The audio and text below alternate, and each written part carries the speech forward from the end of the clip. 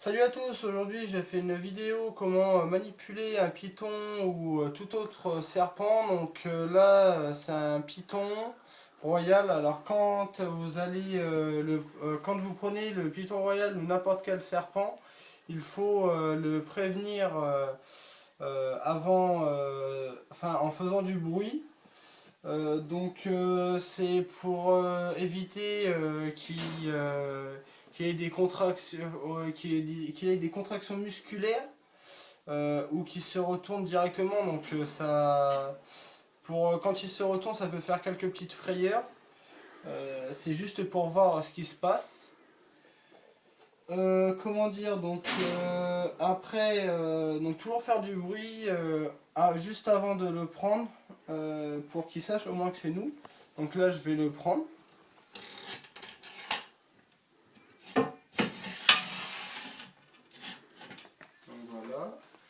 Donc voilà. Avant de prendre le serpent, faut y aller tout doucement, délicatement, sans être brusque.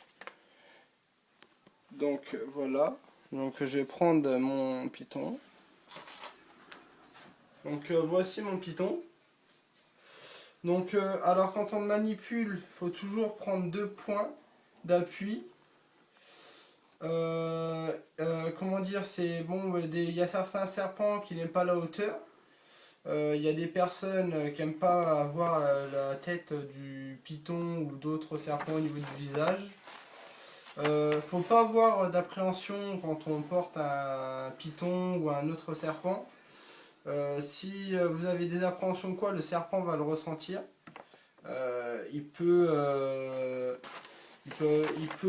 comment dire, ne pas apprécier. Quand on le manipule, donc on a toujours 2 points pour bien le maintenir. Faut toujours le laisser faire. Aller sur vos mains, tout ça.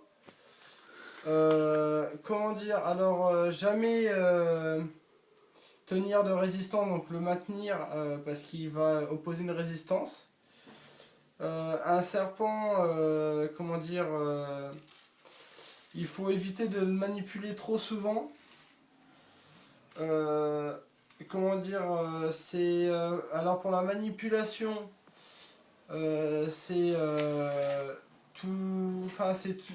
15 à 30 minutes un peu tous les jours.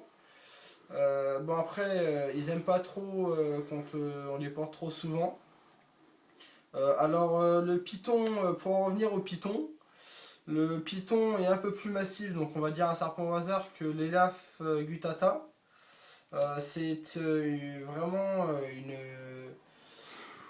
une boule de muscle, on peut le sentir. On peut sentir aussi sa pression au niveau de la détente. Voilà, sur la vidéo du python, comment manipuler un serpent ou autre vidéo.